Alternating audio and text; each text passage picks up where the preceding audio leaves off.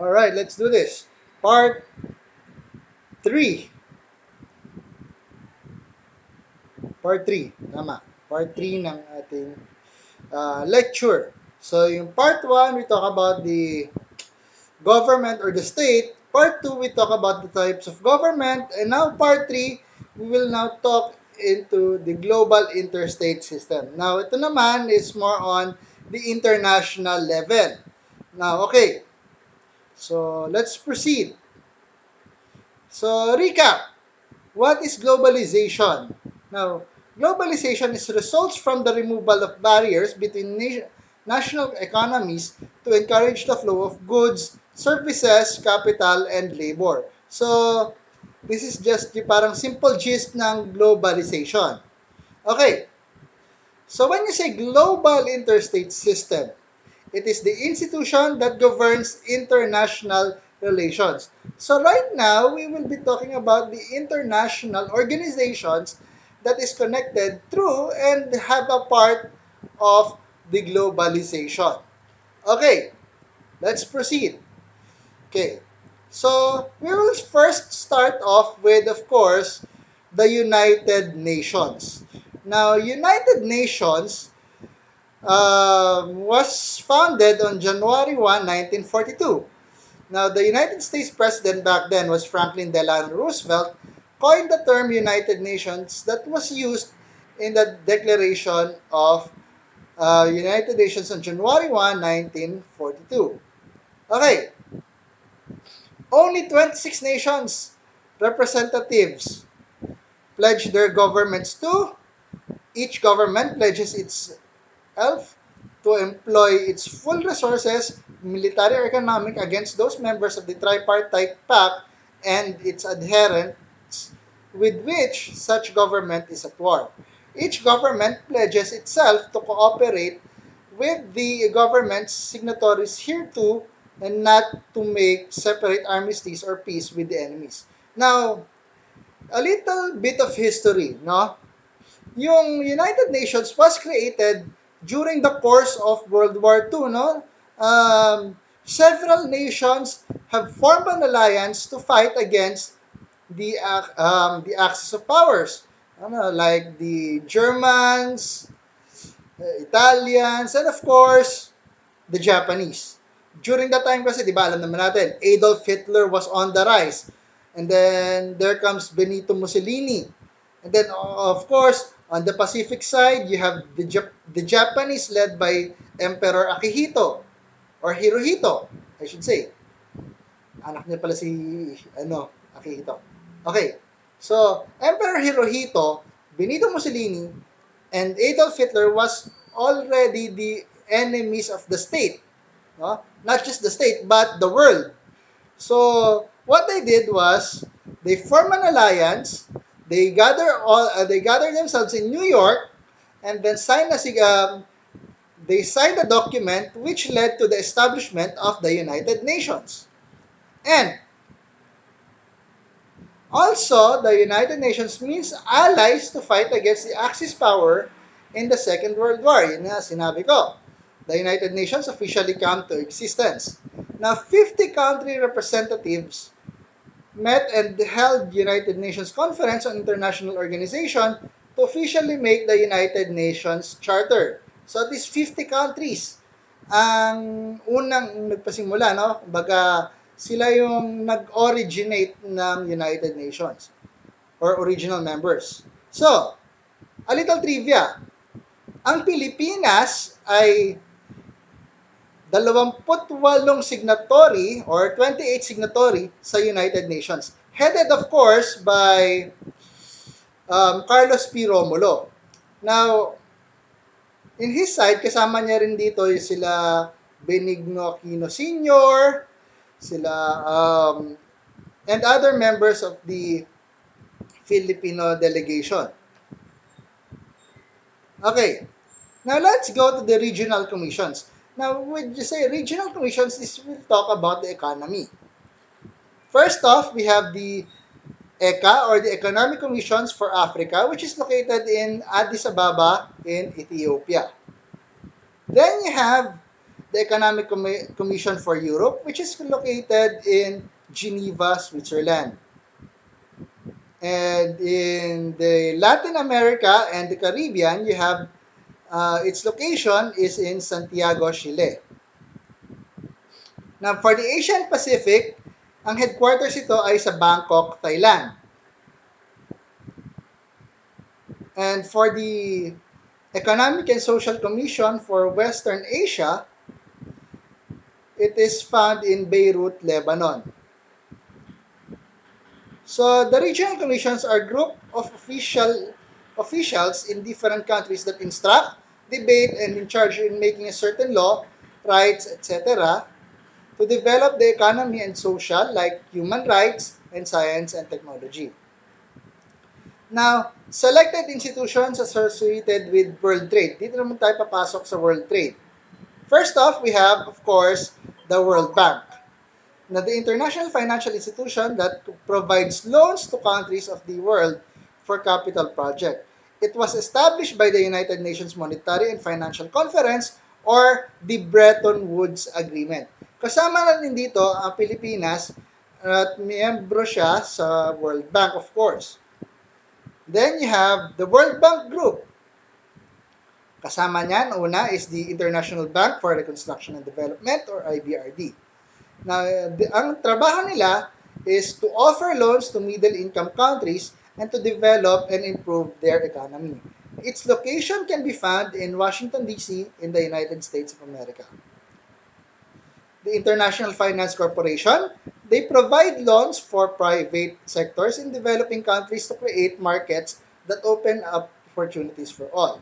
Its location can be found also in Washington, D.C. The Multilateral Investment Guarantee Agency or MIGA is their job is to promote foreign direct investment or FDI into developing countries to help support economic growth, reduce poverty, and improve people's lives.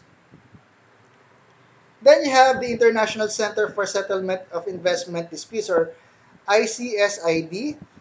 Their job is to administer the majority of all international investment cases.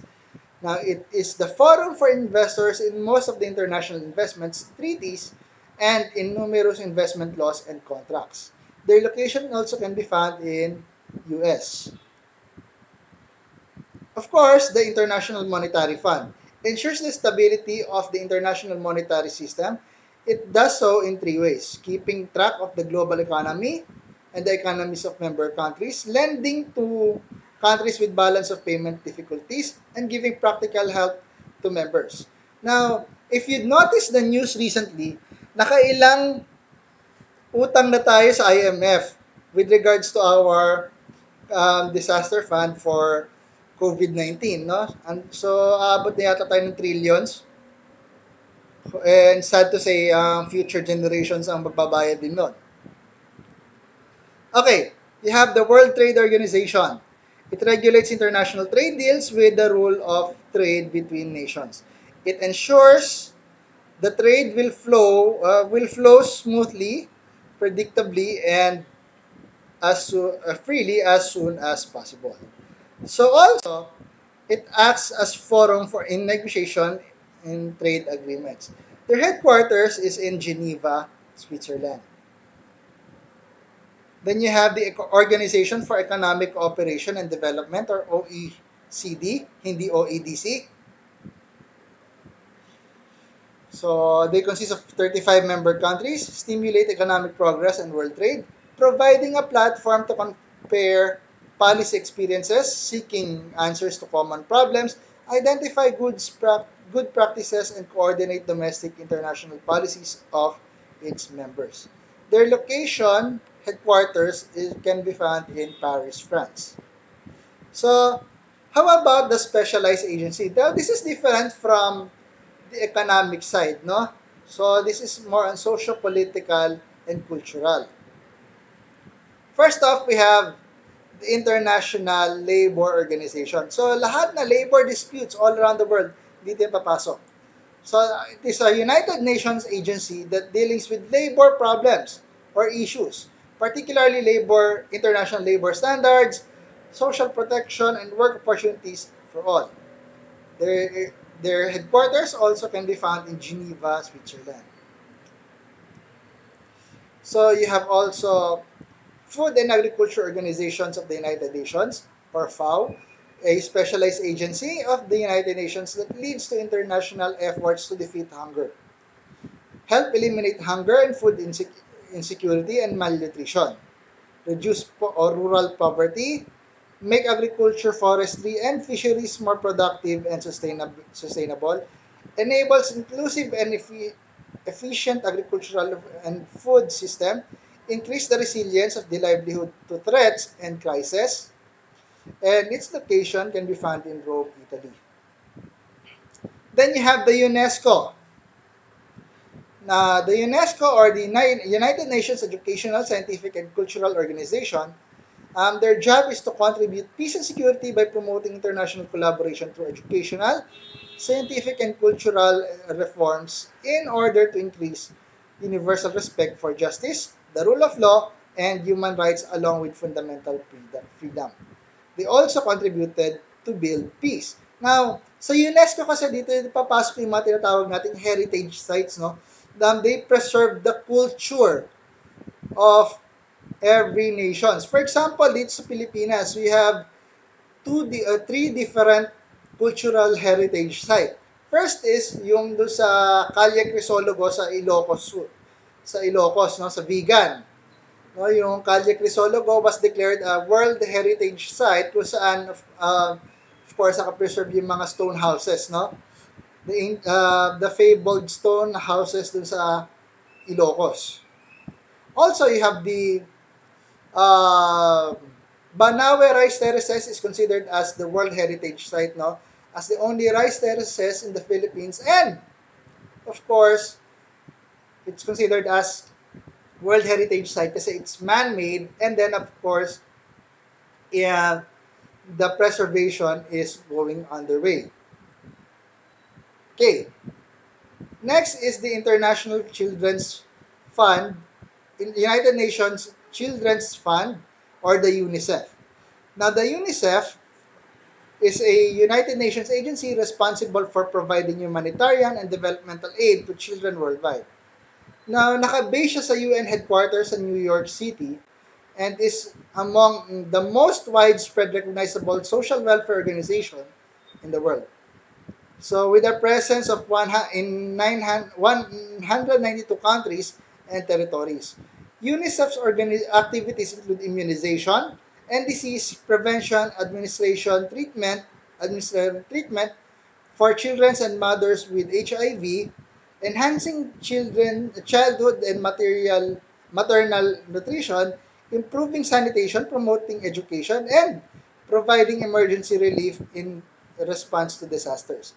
Right now, isa rin sa mga pinaka-active na agencies sa United Nations ang UNICEF, no, in terms of sa global pandemic. Of course, the priority of UNICEF is the children worldwide, kaya inaan nila to. Gumagawa sila ng paraan para maprotektahan ng mga bata sa panahon ng pandemic. Okay, next is of course, ito, ang pinaka center of attention ng buong mundo. No? Dahil napapanahon ngayon at tayo nasa pandemic, ang World Health Organization ngayon, or ang WHO, is the main central focus of the world right now in terms of how can we prevent the coronavirus disease. No? Sa ngayon, they're still asking the countries, yung mga countries na magaling mag-develop ng drug, no?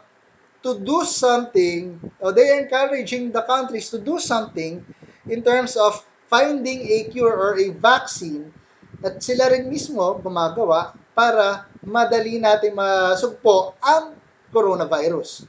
Now, yun nga, kaya nga trabaho nila is building a better, healthier future for people all over the world. Of course, their concern is public health. No? Prime concerns is to eradicate, combat the dangerous diseases like AIDS, HIV, or pati na rin ang coronavirus disease o yung COVID-19. They make researches in medicine. Update right now, the United Nations and the World Health Organization are now looking for solutions in combating the coronavirus disease or the COVID-19. And also, like make researches in medicines and vaccines. No? Yun nga lang kasi ang pinaka main kalaban din ng WHO yung mga anti-vaxxers. Excuse me. Hindi po to coronavirus. Nabulang na ako. Okay. And of course, the development of nutritious foods. Of course, healthy living. They are responsible for World Health Report and survey.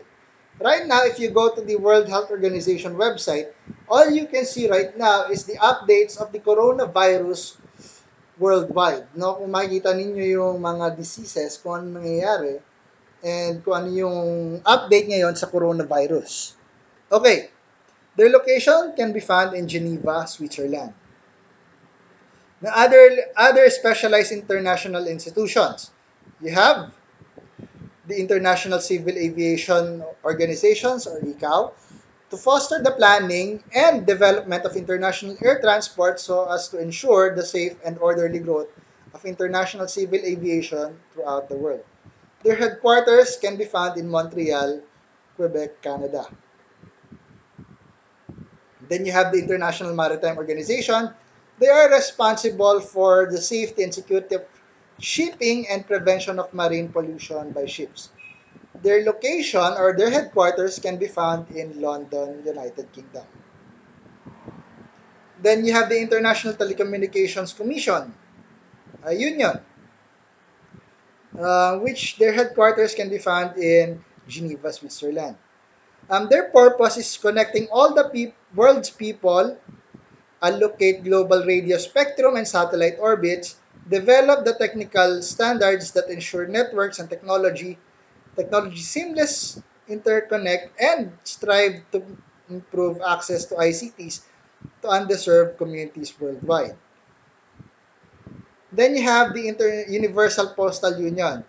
Their job is to ensure a truly universal network of up-to-date products and services, set the rules for international mail exchanges, and make recommendations to stimulate growth in mail, parcel, and financial services volume and improve quality of service for customers. Let me ask you a question, no?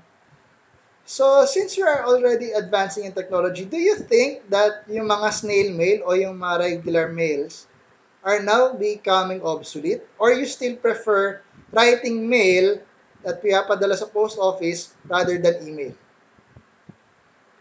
Kayong bahala. Okay, so their headquarters also can be found in Bern, Switzerland.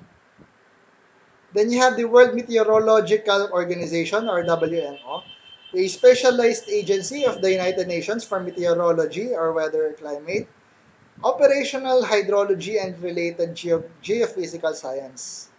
The UN system authoritative voice on the state and behavior of the Earth's atmosphere, its interconnection with the oceans and the climate it produces, and the resulting distribution of water resources.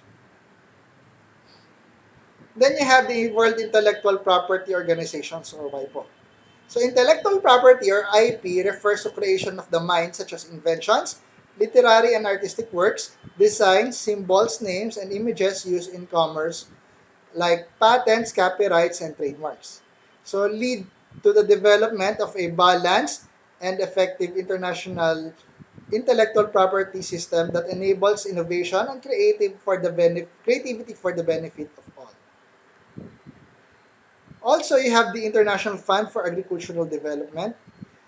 Their purpose is to invest in rural people, empowering them to increase their food security, to improve the nutrition of their families, and increase their incomes, building resilience, expand their businesses, and take charge of their own development. Excuse me. So, United Nations Industrial Development Organizations, or UNIDO, the specialized agency of United Nations that promotes industrial development for poverty reduction and inclusive globalization and environmental sustainability. Their headquarters is in Vienna, Austria. Then you have the World Tourism Organizations. They're responsible for the promotion of the responsible, sustainable, and universally accessible tourism. Leading international organizations in the field of tourism, which promotes tourism as a driver for economic growth, inclusive development, and environmental sustainability, and offers leadership and support to the sectors in advancing knowledge and tourism policies worldwide. Okay, you have the ASEAN, of course.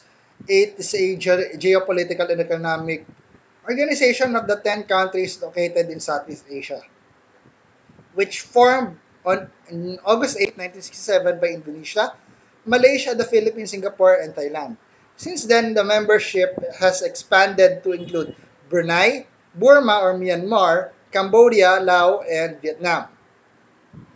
So, ang kanilang aim is to include accelerating economic growth, social progress, cultural development among its members, and protection of regional peace and stability, and opportunities for member countries to discuss differences peacefully.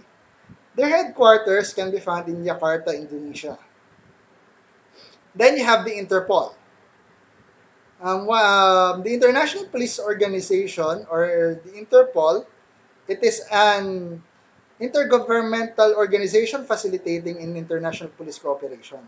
It was established as the International Criminal Police Commission in 1923 and adopted its telegraphic address as its common name in 1956. So, note, we are a signatory in it, meaning we are bound by signed agreement. You have the Latin Union. It is an international organization of nations that use Romance language with with the aim of protecting, projecting, and promoting common cultural heritage of Latin peoples and unifying identities of the Latin and Latin influenced world. It was created in 1954 in Madrid, Spain, and has existed as a functional institution since 1983. So its membership had risen from 12 to 36 states, including countries in North America, South America, Europe, Africa, and Asia and the Pacific. Now, note, the Philippines is also a member of the Latin Union kasi we are a Spanish-speaking country also. So, habla que españole? Sí. Then this is yung Seattle. Ang Seattle kasi is a parang grandfather ng ASEAN.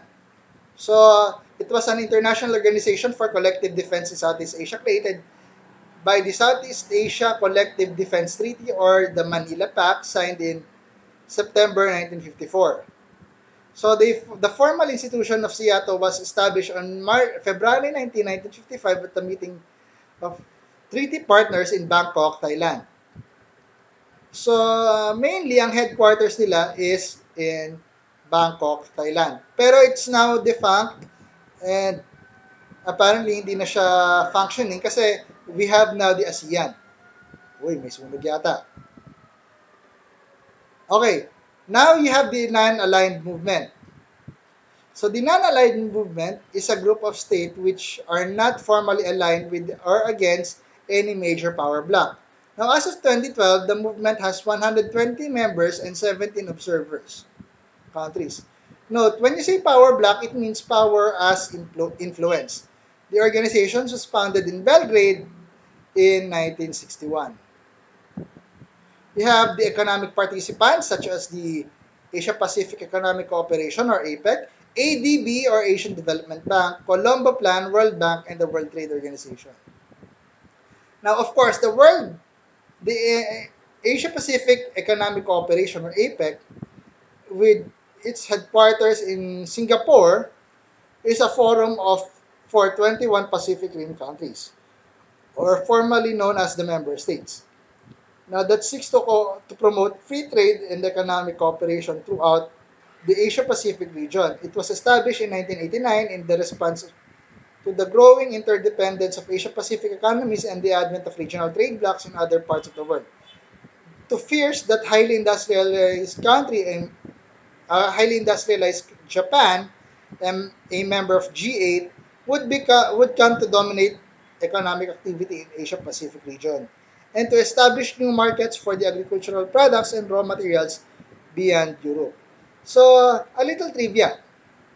In 1996, dito una naganap sa Pilipinas, for the first time, 1996, naganap sa Pilipinas ang APEC. No? Saan ang location nila noon? Sa Subic. No? But unfortunately, right now, if you go to Subic, kung saan ginanap yung APEC Summit right now, it's already abandoned. Sayang nga lang, no? Sana, how could I wish na sana i-renovate nila ulit yon and then parang gawing tourist attraction na the Subic would say na they would be happy that Subic was once the official venue for the APEC Summit. Okay, and then you have the Asian Development Bank. Believe it or not, their headquarters can be found in the Philippines.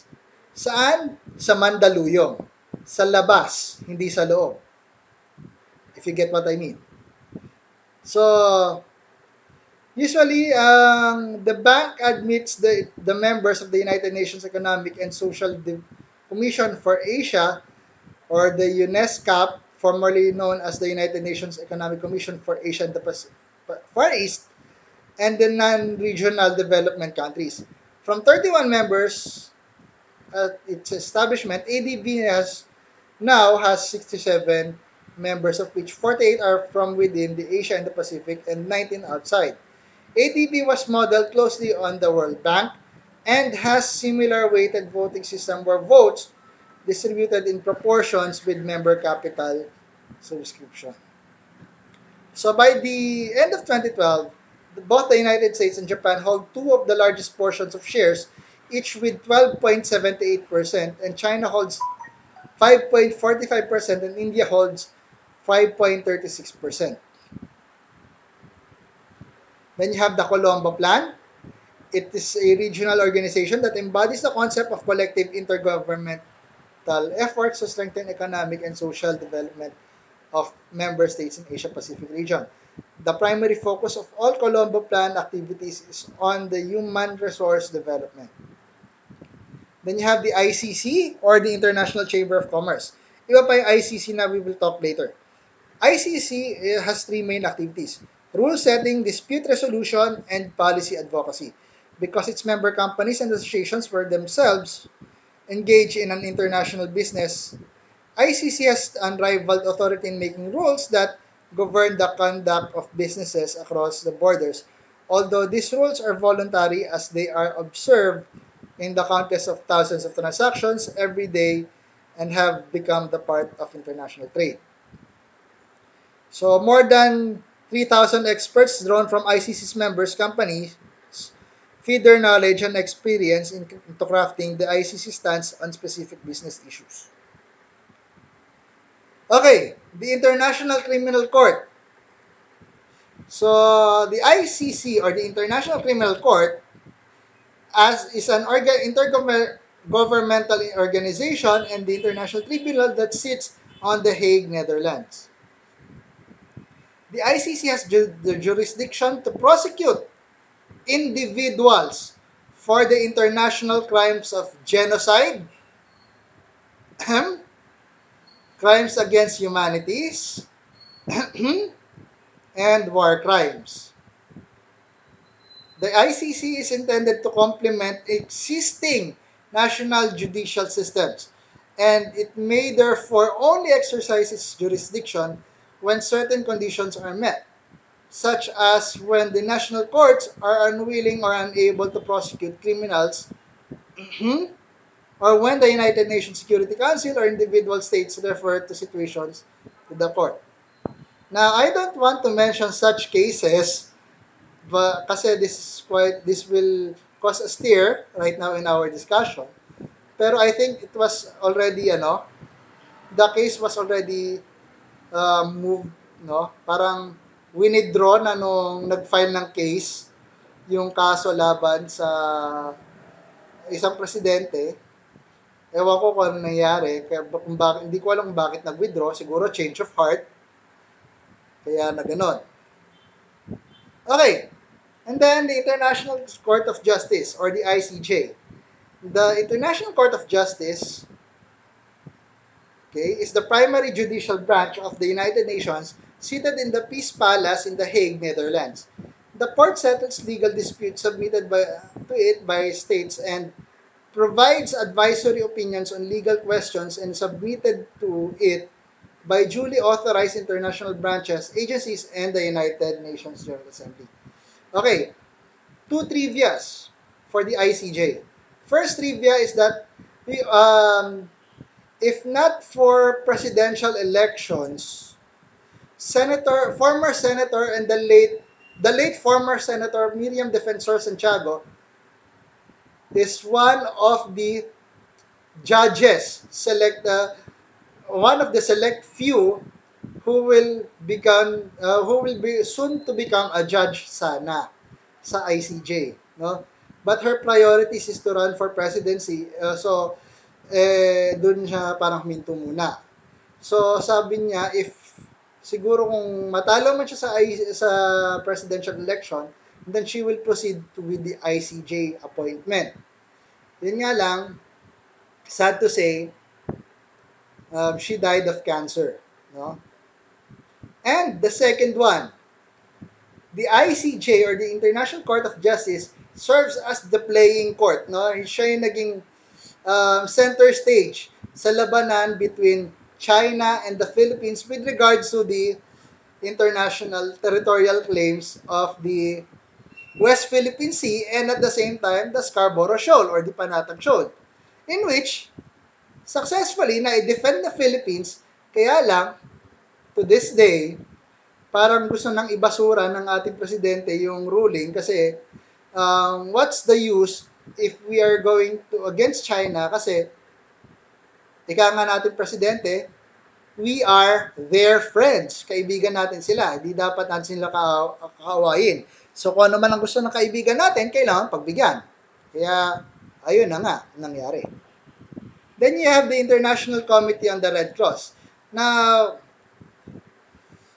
its headquarters can be found in Geneva, Switzerland. No? Um, Okay.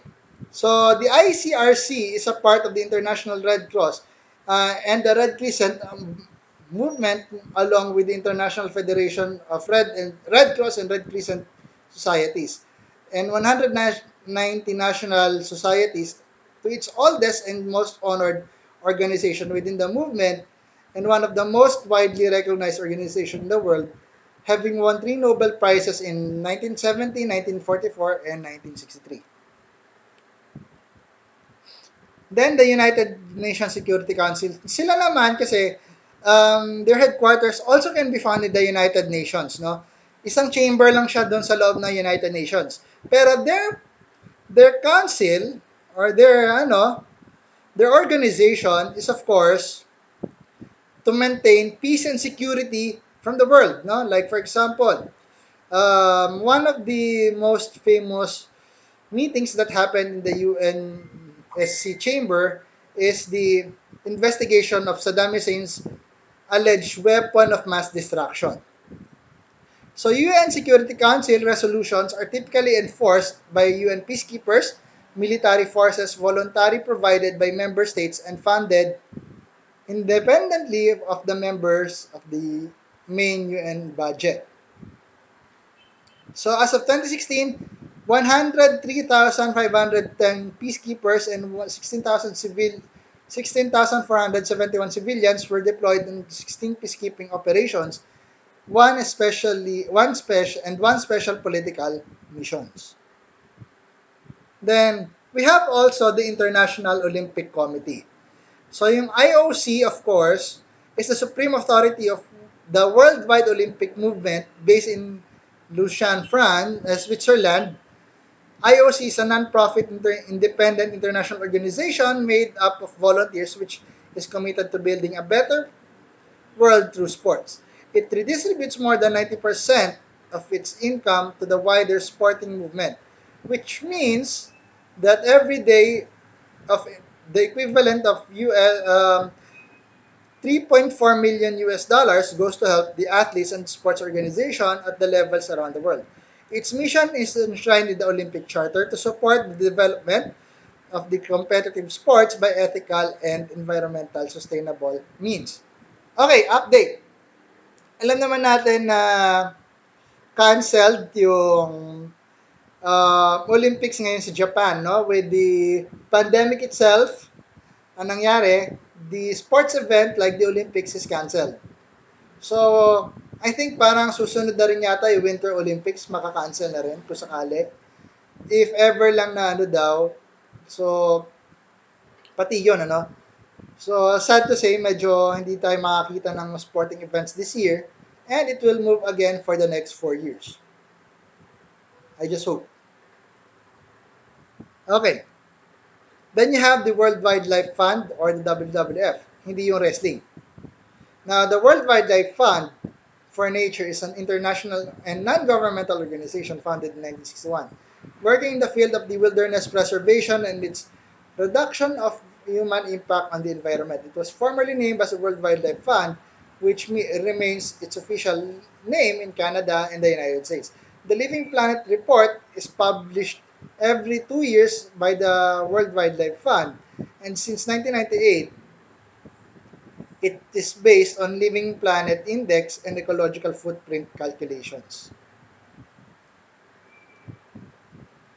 So, then we have also the Greenpeace. Now, this is a non-governmental organization, pero they are parang semi-activist type of organization, no? Kasi, of course, they're promoting they raise environmental issues to public knowledge, influence both private and public sectors. Also, a source of they are also source of controversy. Now, its motives and methods, some of the latter being illegal, have received criticisms, including an open letter for more than 100 Nobel laureates encouraging Greenpeace to end its campaign against genetically modified organisms. So, basically, yun yung mga international organizations that are cooperating with and for the globalization. So, sila yung mismo in the political side. Now, so this would end the modules for chapter 3, and hopefully by next part we will discuss another topic, and I'll see you all guys in the next video.